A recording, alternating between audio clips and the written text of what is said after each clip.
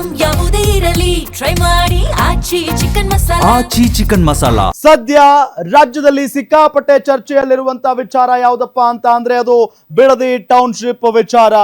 ಈ ವಿಚಾರದಲ್ಲಿ ನಾನಾ ನೀನಾ ಫೈಟ್ ನಡೀತಾ ಇದೆ. ಮದ ಗಜಗಳ ರೀತಿಯಲ್ಲಿ ಕಾದಾಟಕ್ಕಿಳಿದು ಬಿಟ್ಟಿದ್ದಾರೆ ಡಿಕೆ ಮತ್ತು HDK. ಬಿಡದಿ ಟೌನ್ಶಿಪ್ ವಿಚಾರಕ್ಕೆ ಘಟಾನುಘಟಿಗಳ ಬ್ಯಾಟಲ್ ನಡೀತಾ ಇದೆ. ಬಿಡದಿ ಟೌನ್ಶಿಪ್ ಮಾಡೇ ಮಾಡ್ತೀನಿ ಅಂತ DK ಶಿವಕುಮಾರ್ ಹಠ ಹಿಡಿದು ಕೂತ್ಕೊಂಡ್ಬಿಟ್ಟಿದ್ದಾರೆ. ಯಾವುದೇ ಕಾರಣಕ್ಕೂ ಬಿಡಲ್ಲ ಅಂತ HD ಕುಮಾರಸ್ವಾಮಿ ಅವರು ಹೇಳ್ತಾ ಇದ್ದಾರೆ. ನಾನಾ ನೀನಾ ಫೈಟ್ ನಡೀತಾ ಇರೋದಿಲ್ಲಿ ಬಿಡದಿ ಟೌನ್ಶಿಪ್ ವಿಚಾರಕ್ಕೆ ಸಂಬಂಧಪಟ್ಟಂತೆ. DK ಶಿವಕುಮಾರ್ ಅವರು ನೇರವಾಗಿ ಹೇಳ್ತಾ ಇದ್ದಾರೆ, ಇದು ಕುಮಾರಸ್ವಾಮಿ ಅವರ ಟೈಮ್ ನಲ್ಲಿ ಇದ್ದಂತ ಪ್ಲಾನ್, ಈಗ ನಾವು ಮಾಡ್ತಾ ಇದೀವಿ ಅಷ್ಟೇ.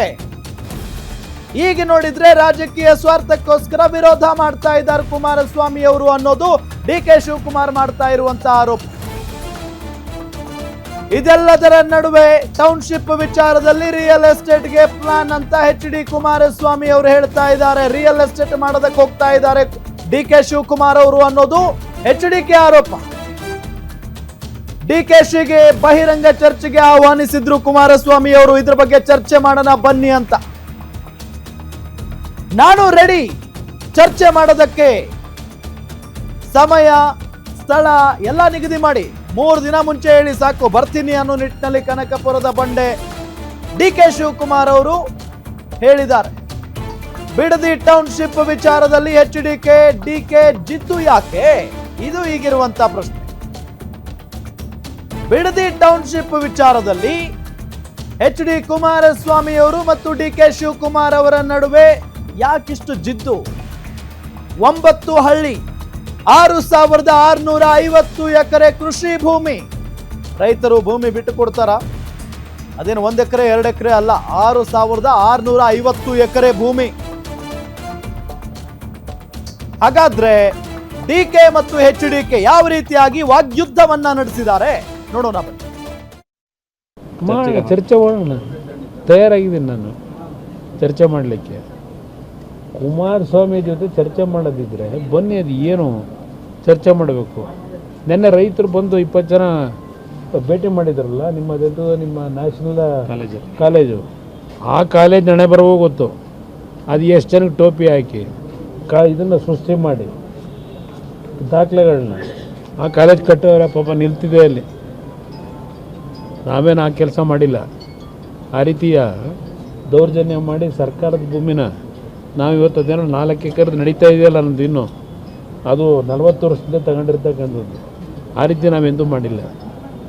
ಯಾವ ಚರ್ಚೆಗೂ ಸಿದ್ಧ ಇದ್ದೇನೆ. ಬಿಡದಿನಲ್ಲಿ ಇವತ್ತು ಮಾಧ್ಯಮದಲ್ಲಿ ಕೆಲವು ಪತ್ರಿಕೆಯಲ್ಲಿ ಬಂದಿದೆ. ಈಗಾಗಲೇ ಸುಮಾರು 3,500 ಜನ ತಕರಾರು ಅರ್ಜಿ ಕೊಟ್ಟಿದ್ದಾರೆ ಅಂತಕ್ಕಂಥ ಬರೆದಿದ್ದಾರೆ. ಎಲ್ಲರೂ ಜಮೀನು ಇರ್ತಕ್ಕಂಥವ್ರು, ಅದು ಒಂದು 7-8 ಜನ 20 ಎಕರೆ 30 ಎಕರೆ ಇರ್ತಕ್ಕಂಥ ಜನ, 5 ಎಕರೆ ಇರ್ತಕ್ಕಂಥವರು ಒಂದು 3-4 ಜನ ಬರೆದಿದ್ದೀರಿ. ಅಲ್ಲಿ ಹೋಗಿ ಸರ್ವೆ ಮಾಡಿ. ಇವತ್ತು ಪತ್ರಿಕೆಯಲ್ಲಿ ಬಂದಿದೆ, ನಾನು ಹೇಳೋದಲ್ಲ. ಅದ್ರ ಜೊತೆಗೆ 5 ಗುಂಟೆ 10 ಗುಂಟೆ 20 ಗುಂಟೆ ಜಮೀನು ಇಟ್ಕೊಂಡು ತರಕಾರಿ ಬೆಳೆದು ಹಸುಗಳು ಸಾಕೊಂಡು ಜೀವನ ಮಾಡ್ತಾ ಇರ್ತಕ್ಕಂಥ ಆ ಕುಟುಂಬಗಳನ್ನು ಬೀದಿಗೆ ತಗೊಂಡೋಗಿ ಹಾಕ್ತಕ್ಕಂಥದ್ದಕ್ಕೆ ಮೌನವಾಗಿರ್ಬೇಕಾ ನಾನು? ನನ್ನ ಕಾಲದಲ್ಲಿ ಅವತ್ತು 2006ನೇ ಇಸ್ವಿದು ನಾನು ಹೇಳ್ತಾ ಇದ್ದೇನೆ ಸಾರ್ವಜನಿಕವಾಗಿಯೇ. ಅವತ್ತಿನ ನನ್ನ ಕಾರ್ಯಕ್ರಮ ಬೇರೆ ಇದ್ದಿದ್ದು. ಇವರು ಮಾಡೋಕ್ಕೆ ಹೊರಟಿರೋದು ಯಾವ ಕಾರ್ಯಕ್ರಮ ನಾನು ಇವತ್ತೇನು ಹೇಳ್ತಾ ಇದ್ದೇನೆ. ಮೊನ್ನೆ ಹೇಳಿದ್ನಲ್ಲ, ಮೊದಲು ಹೇಳಿದ್ರು ಸುಮಾರು 2,000 ಎಕರೆ ಭೂಮಿ ಸರ್ಕಾರಿ ಭೂಮಿ ಇದೆ ಅಂತ ಹೇಳಿ.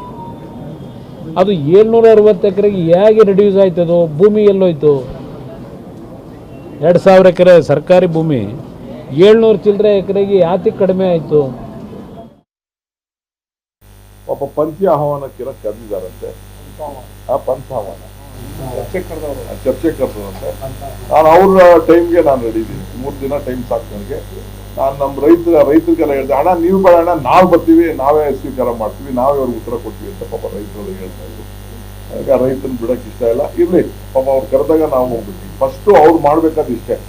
ಪಂಚಾವನ್ನಕ್ಕೆ ನಾನು ರೆಡಿ ಇದ್ದೀನಿ, ನಂಬರ್ 1.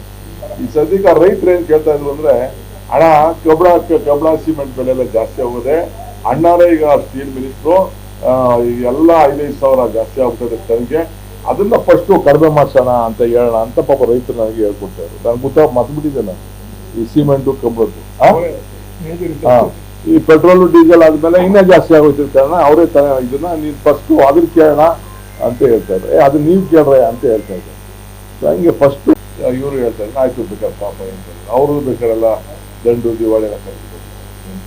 ಆಯ್ತು, that is been fixed match. ನೀವು ಯಾವ ಟೈಮ್ ಕೇಳ್ತಾರೋ ಬೇಕಾದ್ರೆ ನೀವು ಫಿಕ್ಸ್ ಮಾಡ್ಕೊಳ್ಳಿ. ಅದಕ್ಕೆ ಈಗ ಗೊತ್ತಿದೆ 5 ನಿಮಿಷಕ್ಕೆ ಹೊಂಟೈತಿರೋ ಹುಡಿಕೊಂಡು ನನಗೂ ಗೊತ್ತು, ನೀವು ಬೇಕಾದ್ರೆಲ್ಲ ಮಾಡಿ. ಬಟ್ ಒಂದೇನಪ್ಪ ಅಂದ್ರೆ ನಾನು ರಿಕ್ವೆಸ್ಟ್ ಮಾಡೋದು ಫಸ್ಟು ಕುಮಾರನಿಗೆ ಈಗ ಏನಾದ್ರು ಮಾಡಿ ಬೆಲೆ ಏರಿಕೆಯಿಂದ ನಮ್ಮ ಜನ ಸಾಯ್ತಾ ಇದಾರಲ್ಲ, ಪಾಪ ಮನೆ ಕಟ್ಕೋಬೇಕು ಅಂತವ್ರೆ ಬಡವರು. ಸಿಮೆಂಟ್ ಬೆಲೆ, ಕಬ್ಬಿಣದ ಬೆಲೆ, ಪೆಟ್ರೋಲ್ ಬೆಲೆ, ಡೀಸೆಲ್ ಬೆಲೆ, ಇದಕ್ಕೆ ಏನಾದ್ರು ಮಾಡಿ ಪರಿಹಾರ ಹುಡ್ಕೋಣ. ಯಾಕೆ ನಿಮ್ಮ ಕೈಯಲ್ಲಿ ಅಧಿಕಾರ ಕೊಟ್ಟಿದ್ದಾರೆ ಮೋದಿ ಸಾಹೇಬರು, ದೊಡ್ಡ 2 ಪೋರ್ಟ್ಫೋಲಿಯೋ ಇದೆ. ನೀನು ಏನಾದ್ರು ಮಾಡಿ ಬಡವರಿಗೆ ಸಹಾಯ ಮಾಡಿದ್ರೆ ಆಗ ನಿನಗೆ ಏನೋ ನಮ್ಮ ಜನಕ್ಕೆ ಒಳ್ಳೇದು ಮಾಡೋಣ ಅಂತ ನಿಮಗೂ ಒಳ್ಳೆ ಹೆಸರು ಬರ್ತದೆ. ನಿಮಗೂ ಪಾಪ ಏನಾದ್ರು ಅಧಿಕಾರ ಇದ್ದಾಗ, ಈಗ ಅಧಿಕಾರ ಹಿಂದೆ ಇದ್ದಾಗೆಲ್ಲ ಏನು ಮಾಡೋಕ್ಕಾಗಿಲ್ಲ, ಈಗಾದ್ರೂ ಏನಾದ್ರು ಒಂದು ಮಾಡೋಣ ಅಂತ ನಾನು ಕುಮಾರನಿಗೆ ನಂದು ಪರ್ಸನಲ್ ಮನೆ ಹಾಳು ಮಾಡಕ್ ನಿಂತವ್ರೆ. ಡಿ ಕೆ ಶಿವಕುಮಾರ್ ರೈತ ಮನೆ ಹಾಳಕ್ ನಿಂತವ್ರೆ. ಅವ್ರನ್ನೆಲ್ಲ ಮನೆ ಮಟ್ಟ ಬಿಟ್ಬಿಟ್ಟು ಎಲ್ಲಿ ಹೋಗ್ಬೇಕು ಅವರು? ಏನ್ ಸುಖ ಮಾಡಿದ್ರೆ ಎಲ್ಲ ಇವ್ರು ತಿನ್ನಕ್ಕೆ ಮಾಡ್ತಾ ಇರೋದು. ಇವಾಗ ಕರ್ನಾಟಕನ ಹಾಳು ಮಾಡಿ ಮಡ್ಗವ್ರೆ, ಇನ್ನೂ ಹಾಳು ಮಾಡಕ್ ನಿಂತವ್ರೆ. ಹಿಡ್ದು ಟೌನ್ಶಿಪ್ ಯಾವುದೇ ಕಾರಣಕ್ಕೂ ಬೇಡ, ರೈತರು ಭೂಮಿ ಉಳ್ಕೊಂಡು ಅನ್ನ ತಿಂತವ್ರೆ. ಇದನ್ನು ಮಾರ್ಬಿಟ್ಟು ಎಲ್ಲಿ ಹೋಗ್ಬೇಕು? ಅವ್ರು ದೇಶಾಂತರ ಹೋಗ್ಬೇಕಾ? ಡೆವಲಪ್ಮೆಂಟ್ ಆಗತ್ತೆ ಅಂತ ಹೇಳ್ತಾರೆ. ಡೆವಲಪ್ಮೆಂಟ್ ಯಾರಿಗೆ ಬೇಕು ಸರ್? ಅದು ಈಗ ಭೂಮಿನೇ ಓದೋದ್ಮೇಲೆ ಡೆವಲಪ್ಮೆಂಟ್ ಎಲ್ಲ ಐತದೆ.